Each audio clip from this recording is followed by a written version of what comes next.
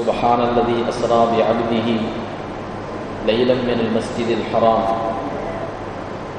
إلى المسجد الأقصى الذي باركنا حوله لنريه من آياتنا إنه هو السميع البصير. وقال نبينا محمد صلى الله عليه وسلم: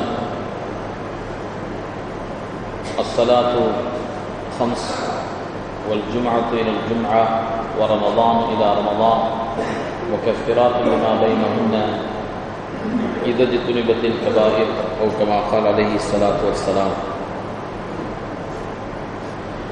கண்ணியமான அல்லாஹ்வின் நல்லடியார்களே, பெரியோர்களே, சோதர்களே, அல்லாஹ் நம் அனைவருக்கும் தீனுடைய மேலான விளக்கத்தை தந்தருள்வானாக. தீனின் பிரகாரம் நம்முடைய வாழ்வின் கடைசி தருணம் வரை நிலைத்து நின்று அமல் செய்யக்கூடிய பாக்கியத்தை நசீபாக்குவானாக. அன்பான சகோதரர்களே, ரசூலுல்லாஹி ஸல்லல்லாஹு அலைஹி வஸல்லம் அவர்களுடைய வாழ்க்கையில் ஒவ்வொரு நாளும் ஒரு சம்பவங்கள், அவர்களுடைய வாழ்க்கையில் நடந்த ஒவ்வொரு நிகழ்வுகளும் நம்முடைய வாழ்க்கைக்கு வெளிச்சத்தை தருகின்றன. நம்முடைய வாழ்க்கையில் ஏற்படக்கூடிய அத்தனை தடங்கல்களுக்கும் தீர்வாக ரசூலுல்லாஹி ஸல்லல்லாஹு அலைஹி வஸல்லம் அவர்களுடைய வாழ்க்கையில் அமைந்திருக்கின்றது. எனவே நபியுடைய வாழ்க்கையின் ஒவ்வொரு அம்சங்களை குறித்தும் நிகழ்வுகளை குறித்தும் நாம் பேசிக்கொண்டும் பரிமாறிக்கொண்டுமே இருக்க வேண்டும். அதில் ஒரு முக்கியமான நிகழ்வு ரசூலுல்லாஹி ஸல்லல்லாஹு அலைஹி வஸல்லம் மிஅராஜுக்கு அழைத்து செல்லப்பட்ட நிகழ்வு. மற்ற நிகழ்வுகள் குறித்தும் ஜும்மாவுடைய உரைகளில் நாம் பேசிக்கொண்டிருக்கின்றோம். குறிப்பாக ரசூலுல்லாஹி ஸல்லல்லாஹு அலைஹி வஸல்லம் இந்த உலகிலிருந்து வானூருக்கு அழைத்து செல்லப்பட்ட அந்த மிஅராஜுடைய பயணம், இது விசேஷமாக ஜும்மாவுடைய தினங்களில், இன்னும் சில பகுதிகளில் இரவுகளில், மிஅராஜுடைய இரவுகளில் அது குறித்த பயான்களும் உரைகளும் ஏற்பாடு செய்யப்பட்டு இது மீண்டும் மீண்டும் சமுதாயத்திற்கு நினைவு கூறப்படுகின்றன.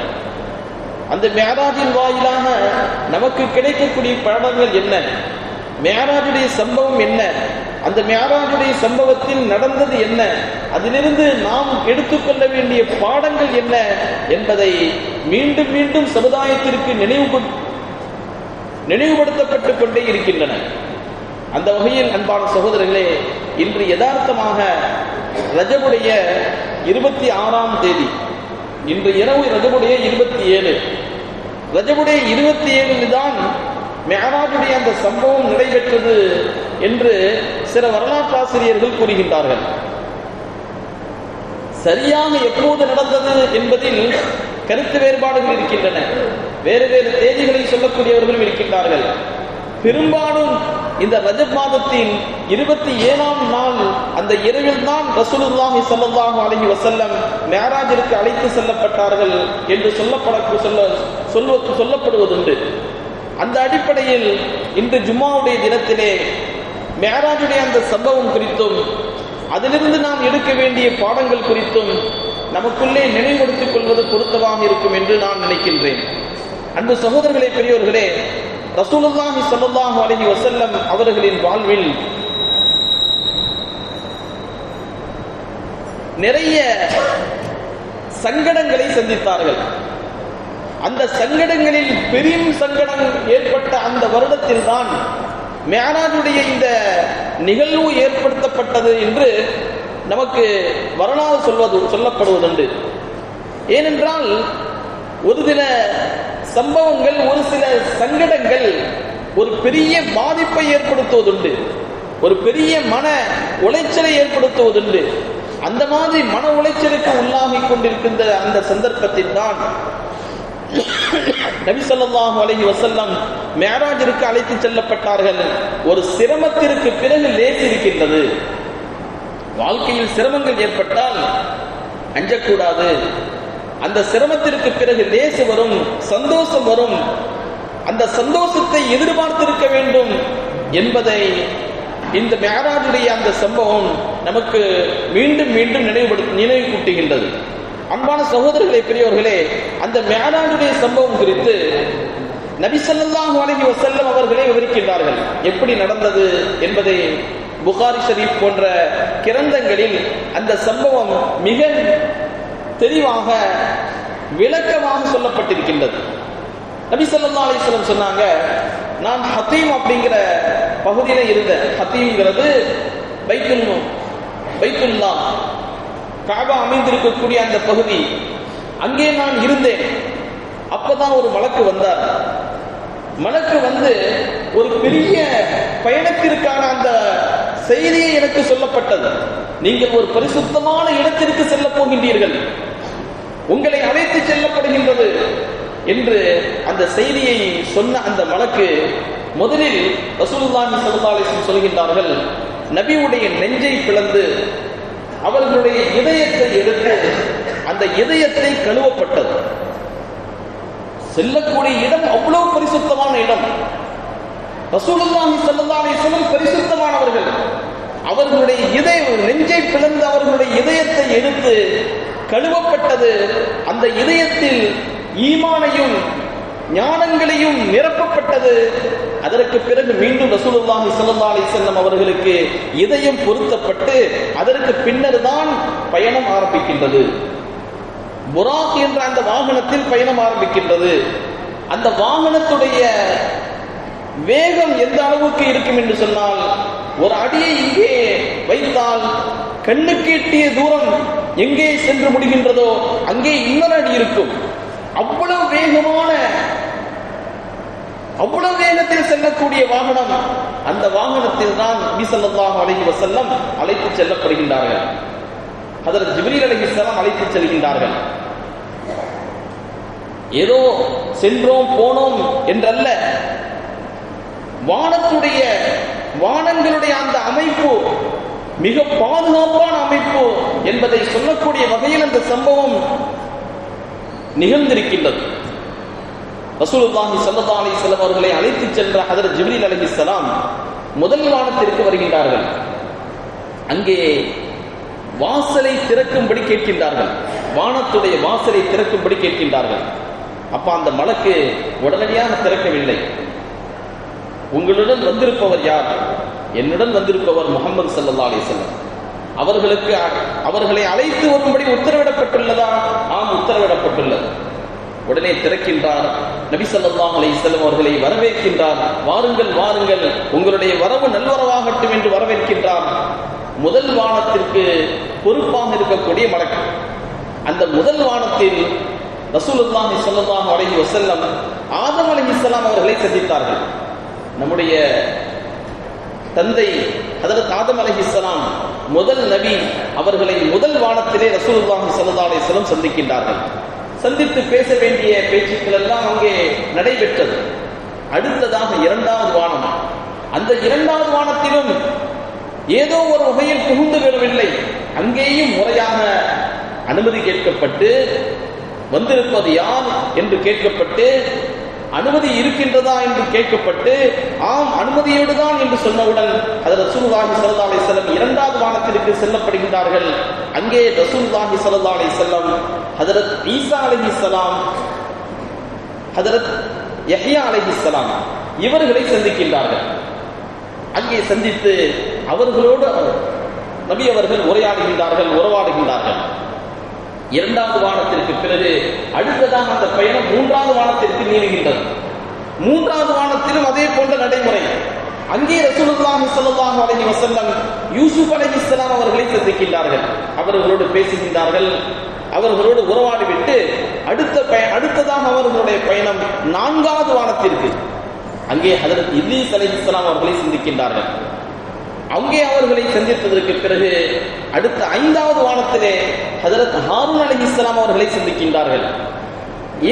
ஆறாவது வானத்திலே ஹஜ்ரத் மூசா அலைஹிஸ்ஸலாம் அவர்களை சந்திக்கின்றார்கள். ஏழாவது வானத்திலே ஹஜ்ரத் இப்ராஹிம் அலைஹிஸ்ஸலாம் அவர்களை சந்திக்கின்றார்கள். அது எல்லாம் முடிந்ததற்கு பிறகு முதலில் நபிமார்களுடைய சந்திப்பு ஏற்பட்டது. அந்த சந்திப்புக்கு பிறகு ஒரு கட்டத்திலே சிதறத்துல் முன்தஹா என்ற இடம் வருகின்றது. அந்த இடத்தில் இருந்துதான் முழு உலகத்திற்குமான முடிவுகள் இறங்குகின்றன. இங்கிருந்து வானலமிற்கு செல்லக்கூடிய அமல்கள் எல்லாம் சிதறத்தில் முன்தகாவை அடைகின்றன, முடிவுகள் எல்லாம் சிதறத்தில் முன்தகாவின்றி இறங்குகின்றன என்று அந்த இடத்தை வர்ணிப்பதுண்டு. அதை தாண்டி ரசூலுல்லாஹி ஸல்லல்லாஹு அலைஹி வஸல்லம் அழைத்து செல்லப்பட்டு அங்கே அல்லாஹ்வை சந்தித்து அல்லாஹுடன் நபி அவர்கள் உரையாடுகின்றார்கள், அல்லாஹுடன் பேசுகின்றார்கள், அல்லாஹோடு சம்பாசிக்கின்றார்கள். அல்லாஹுவை பார்த்தார்களா? அறிஞர்களுக்கு மத்தியில் கருத்து வேறுபாடு இருக்கின்றது. சில அறிஞர்கள் பார்த்தார்கள் என்கிறார்கள், சிலர் பார்க்கவில்லை என்கிறார்கள்.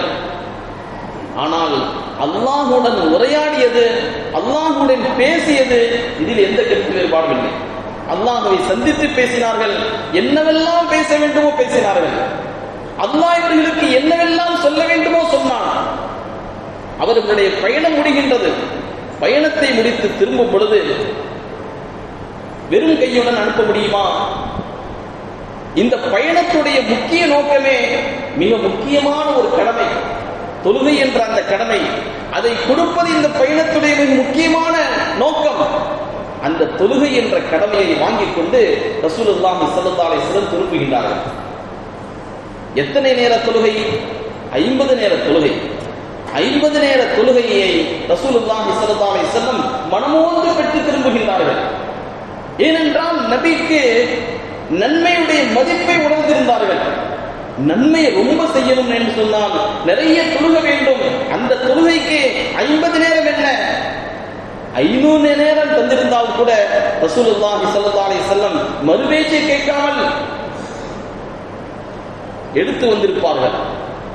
இந்த 50 நேர தொழுகையை சந்தோஷத்தோடு நபி அவர்களுக்கு சந்தோஷம் தாங்க முடியவில்லை.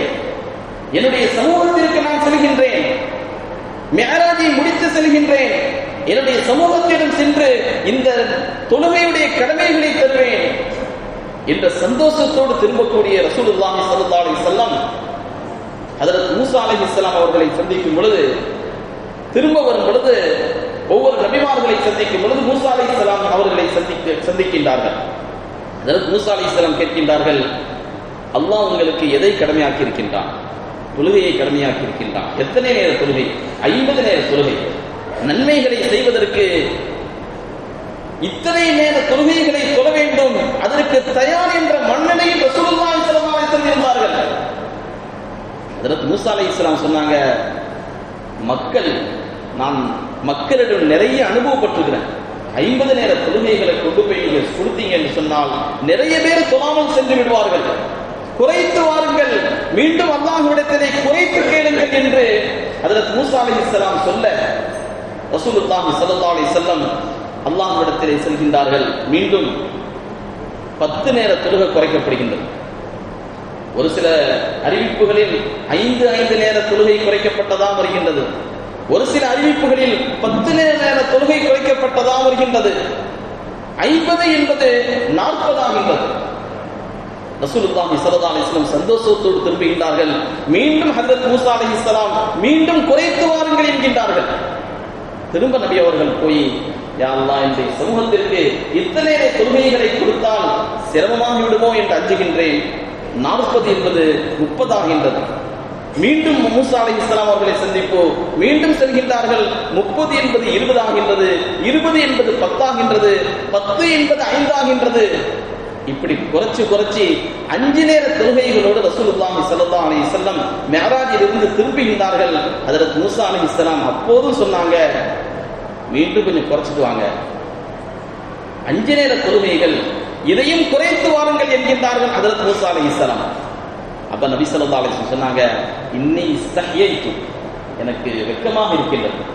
படைத்த அல்லாஹ், உறுப்புகளை தந்தது அல்லாஹ், உயிரை தந்தது அல்லாஹ், வாழக்கூடிய அத்தனை வசதிகளையும் தந்தது அல்லாஹ், அவனுடைய காற்று, அவனுடைய நீர், அவனுடைய உணவு எல்லாவற்றையும் அனுபவித்து விட்டு அந்த அல்லாஹ்விற்கு 5 நேர தொழுகைகளை கூடவா தொழ முடியாது? நன்மைகளை நிறைய செய்ய வேண்டும் என்று சொன்னால் நிறைய தொழ வேண்டும். அவ்வளவு பெரிய தொழுகையுடைய பொறுப்பை எடுத்து வந்தால் மக்களுக்கு சிரமமாகிவிடும் என்பதற்காக நான் குறைத்து விட்டேன். இதற்கு பிறகு குறைப்பதற்கு எனக்கு மனம் வரவில்லை. வலாக்கின்னி அல்லாஹ் வ உஸல்லிம், நான் திருப்தியோடு திரும்புகின்றேன். என் சமூகம் இதை எடுத்துக்கொள்ளும் என்ற நம்பிக்கையோடு திரும்புகின்றேன் என்று ரசூலுல்லாஹி ஸல்லல்லாஹு அலைஹி வஸல்லம் அங்கிருந்து திரும்புகின்றார்கள். அன்பு சகோதரர்களே, பெரியவர்களே, சம்பவம் அதோடு முடியவில்லை. அல்லாஹ் அவர்களுக்கு சொன்னான், நபி அவர்களே, 50 நேர தொழுகை 5 நேர தொழுகையாகிவிட்டது. ஆனால் என்னை பொறுத்தவரை மா இபத்துலுல் கௌலு லதைய வமா அன பிதல்லாமில் அபீத், என்னிடத்திலே சொன்னதுதான். எனவே 50 நேர தொழுகை 5 நேர தொழுகையாக மாறினாலும் கூட நன்மை 50 நேர தொழுகை, தொழுவது 5 நேர தொழுகை, அதற்கான நன்மை 50 நேர தொழுகைகளுக்கான நன்மை தரப்படும். இது என்னிடத்தில் தீர்மானிக்கப்பட்ட ஒன்று என்ற அந்த சுப செய்தியும் சேர்த்து அல்லாஹ் சொன்னான். நன்மை சகோதரர்களே, இன்னைக்கு நன்மையுடைய மதிப்பு நமக்கு தெரிவதில்லை. அந்த நன்மை அல்லாஹ் வாரி வழங்க தயாராக இருக்கின்றான். அதே மிஅராஜுடைய சம்பவத்தில் வருகின்றது. நன்மையை நான் எப்படி பதிவு செய்கின்றேன் என்றால், யாராவது ஒருத்தர் நன்மை செய்யணும்னு நினைச்சாலே, நன்மை செய்யறது ரெண்டாம் பட்சம், நன்மை செய்ய வேண்டும் என்று நினைத்தாலே அவருக்கு ஒரு நன்மை எழுதப்பட்டுவிடும். தொழவில்லை, நான் தொழுவேன். தர்மம் செய்யவில்லை, தர்மம் செய்வேன்.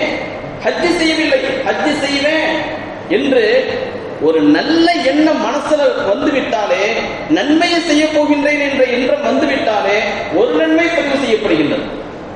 அதை செய்துவிட்டால் 10 மடங்காக அல்லாஹ் எழுதுகின்றான். நாம் தொழக்கூடிய ஒவ்வொரு தொழுகையும் அதற்கு 10 மடங்கு நன்மை எழுதப்படுகின்றது. நாம் தொழுவது ஒரு தொழுகை, நன்மை 10 தொழுகைக்கான நன்மை எழுதப்படுகின்றது. இது தொழுகைக்கு மட்டுமல்ல, எல்லா நன்மைகளுக்கும் இதுதான். மனசுல நியத் வைத்து விட்டால், எண்ணம் வந்து விட்டால் ஒரு நன்மை, அதை செயல்படுத்தி விட்டால் 10 நன்மை. இதற்கு நேர் மாற்றமாக பாவம் செய்யணும் நினைச்சா, பல நேரங்களில் நம்முடைய மனசுல ஏதாவது ஒன்று ஓடிக்கிட்டே இருக்கும். அதை செய்யும், இதை செய்யணும், அதை செய்யணும், இதை செய்யணும் என்று. அந்த மாதிரி பாவத்துடைய எண்ணம் வந்தால் அல்லாஹ் பதிவு செய்கின்றானா பாவத்தை? இல்லை. அதை செய்தால் ஒரே ஒரு பாவம் எழுதப்படுகின்றது. யோசித்து பாருங்கள் சகோதரர்களே, அல்லாஹ் நம் மீது எவ்வளவு இறக்கப்படுகின்றான், நமக்கு எவ்வளவு சலுகை காட்டுகின்றான், எவ்வளவு வாசல்கள் அல்லாஹ் திறந்து விடுகின்றான். நன்மையை நாடினால் ஒரு நன்மை, செய்தால் 10 மடங்கு. பாவத்தை நினைத்தால் பாவம் இல்லை, பாவத்தை செஞ்சால் ஒரே ஒரு பாவம் எழுதப்படுகின்றது. இப்படி ஒரு இரக்கத்தோடு நமக்கு செய்ய வேண்டிய சலுகைகளை எல்லாம் செய்த அல்லாஹ், அந்த அல்லாஹ்விற்கு நாம் நடந்து கொள்ளக்கூடிய நன்றி என்பது என்ன? அன்பு சகோதரர்களே, பெரியவர்களே, இப்படிப்பட்ட ஒரு உன்னதமான ஒரு உயர்ந்த பாக்கியத்தை ரசூலுல்லாஹி ஸல்லல்லாஹு அலைஹி வஸல்லம் மிஅராஜில் இருந்து கொண்டு வந்திருக்கின்றார்கள். இங்கே நாம் ஒரு சில விஷயங்களை கேட்கும் பொழுது அறிவுக்கு பொருந்தாததாக கூட தெரியலாம். நெஞ்ச பிளந்து இதயத்தை எடுக்கிறது. எப்படி நம்புறது? ஒரே இரவில் பைத்துல்லாவில் இருந்து பைத்துல் முகத்தஸுக்கு நபி அவர்கள் அழைத்து செல்லப்பட்டார்கள். எப்படி நம்புறது? பைத்துல் முகத்தஸில் இருந்து வானூருக்கு அழைத்து செல்லப்பட்டார்கள். எப்படி நம்புவது?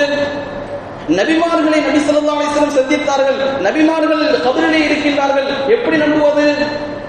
அங்கே ஹஜ்ரத் மூஸா அலைஹிஸ்ஸலாம் சந்தித்து உரையாடினார்கள். எப்படி நம்புவது? அல்லாஹ்வை சந்தித்து நம்பினார்கள், உரையாடினார்கள். எப்படி நம்புவது? பல இடங்களில் கேள்விகள் வரலாம். சொல்வது நபி, நபி சொன்னால் அது சரியாகத்தான் இருக்கும், அது உண்மையாகத்தான் இருக்கும் என்ற நம்பிக்கை கொண்டவர்கள் தான் மூமின்கள். மூமின்களை பொறுத்தவரை என் அறிவுக்கு பட்டால் எடுத்துக்கொள்வேன், அவரல்ல மூமின். மூமின் என்பவர் யார்? என் அறிவை விட உயர்ந்தவர்கள் முஹம்மது ஸல்லல்லாஹு அலைஹி வஸல்லம். என்னுடைய யோசனை விட, என்னுடைய புரிதலை விட உயர்ந்தது குர்ஆனுடைய புரிதல், குர்ஆன் சொல்லித் தரக்கூடிய நாலேஜ். எனவே இங்கே ஒரு மூமினுடைய ஈமானும் பரிசோதிக்கப்படுகின்றது. நீ எதை நம்புகின்றாய்? அறிவை நம்புகின்றாயா, நபியுடைய கூற்றை நம்புகின்றாயா? இங்கே அறிவை கொஞ்சம் ஓரமா ஒதுக்கி வச்சுட்டு ரசூல் ஸல்லல்லாஹு அலைஹி வஸல்லம் என்ன சொல்கின்றார்களோ அது உண்மை என்பதாக நம்ப வேண்டும். இதுதான் ஈமானுடைய தத்துவம். ஒவ்வொரு மூமினும் எடுத்துக்கொள்ள வேண்டிய முதல் பாடம். இரண்டாவது பாடம், தொழுகை என்ற அந்த உன்னதமான கடமை என்று அலட்சியம் செய்யப்படுகின்றது. அன்பு சகோதரர்களே, இந்த தொழுகை என்ற இந்த கடமையை சரியாக செய்வதுதான் நம்முடைய அனைத்து பிரச்சனைகளுக்குமான தீர்வு. நம்ம நினைக்கிறோம் தொழுதான் ஆகிரத்தில் தான் நன்மையாக இருக்க வேண்டும். தொழுதால் அந்த தொழுகை நம்முடைய இவ்வுலக வாழ்க்கையும் சரி செய்யும், நம்முடைய இக்கால வாழ்க்கையும் சரி செய்யும், நம்முடைய குடும்ப வாழ்க்கையும் சரி செய்யும், நம்முடைய உலக வாழ்க்கையை மேன்மைப்படுத்தும். அவ்வளவு பெரிய ஒரு உன்னதமான சக்தி அல்லாஹ் தொழுகையில் வச்சிருக்கிறான்.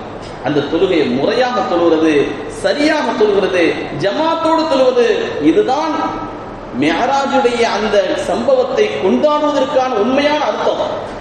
மிஅராஜுடைய அந்த சம்பவத்தை பேசுவதனால் மட்டும் சிறப்பாகி விடுமா? கேட்பதால் மட்டும் அது உயர்ந்ததாகி விடுமா? இல்லை.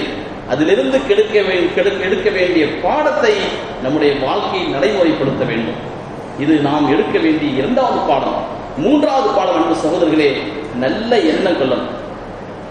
நல்ல எண்ணத்திற்கும் கூட அல்லாஹ் தஆலா மதிப்பு வச்சிருக்கிறான், நன்மை வச்சிருக்கிறான்.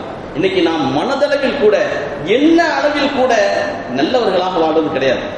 மனசிலே கூட நம்ம எப்படி வாழ்ந்து கொண்டிருக்கின்றோம் என்றால், கொஞ்ச காலம் போகட்டும், ஒரு 50 வருஷம் 60 வருஷத்துக்கு பிறகு எல்லாம் ஆடி ஓடி ஒடுங்கினதற்கு பிறகு பள்ளிவாசலை யோசித்துக் கொள்ளலாம், நன்மைகளை யோசித்துக் கொள்ளலாம். இப்போ நடக்கிற மாதிரி நடந்து கொள்ளட்டும், பாவமாகவே இருக்கட்டும், அநாகரிகமாகவே இருக்கட்டும், மார்க்கத்திற்கு முரணான விஷயமா அப்படியே இருக்கட்டும் என்பது போன்ற ஒரு மனநிலையோடு நாம் வாழ்வதால் நம்முடைய வாழ்க்கையில் திருத்தம் என்பதே ஏற்படுவதில்லை. மனதளவில் நாம் முதலில் நமக்குள்ளே திருத்தம் வர வேண்டும். நான் நல்லவனாக வாழ்வேன், நான் இறைவனுக்கு விருப்பமானவனாக வாழ்வேன், அல்லாஹ்வுடைய கடமைகளை நிறைவேற்றியவனாக வாழ்வேன், ரசூலுல்லாஹி ஸல்லல்லாஹு அலைஹி வஸல்லம் சுன்னத்துகளை பின்பற்றியவனாக வாழ்வேன், நல்ல சந்ததிகளை உருவாக்கக்கூடிய ஒரு முன்மாதிரி வாழ்க்கையாக என்னுடைய வாழ்க்கை இருக்கும் என்ற இந்த முதல் எண்ணம், இந்த எண்ணத்திற்கு அல்லாஹ் மதிப்பு வச்சிருக்கிறான். அந்த எண்ணத்தோடு வாழ வேண்டும். நல்ல எண்ணத்தை முதலில் உள்ளத்தில் கொண்டு வர வேண்டும் என்பது இந்த மிஅராஜுடைய சம்பவத்திலிருந்து நாம் எடுத்துக்கொள்ள வேண்டிய மிக முக்கியமான பாடம். அன்பு சகோதரர்களே, பெரியவர்களே, அந்த பாடங்களை எல்லாம் எடுத்து நபி ஸல்லல்லாஹு அலைஹி வஸல்லம் அவர்களுடைய இந்த உன்னதமான பயணத்திற்கு நாம் கொடுக்க வேண்டிய மதிப்பு மரியாதை என்பது இந்த பாடங்களை எடுத்து நம்முடைய வாழ்வில் எடுத்து நடப்பதுதான். வல்ல அல்லாஹ் தஆலா அந்த மாதிரி நல்லடியார்களாக நபியுடைய வாழ்க்கையை எடுத்து நடக்கக்கூடிய சிறந்த உம்மத்துகளாக நம்மை கபூல் செய்வானாக. நீண்ட நெடிய நாட்கள் நோய் நொடி இல்லாமல் சுகத்தோடு இன்பத்தோடு வாழ்ந்து அல்லாஹ்வை நின்று வழிபட்டு வாழக்கூடிய உயர்ந்த பாக்கியத்தை அல்லாஹ் நம்ம எல்லோருக்கும் தந்திருவானாக என்ற நல்ல துஆக்களோடு உங்கள் எல்லோரின் துஆவை ஆதரவு வைத்து என் வார்த்தைகளை நிறைவு செய்கின்றேன். வாஹிரு தஅவானா அல்ஹம்துலில்லாஹி ரப்பில்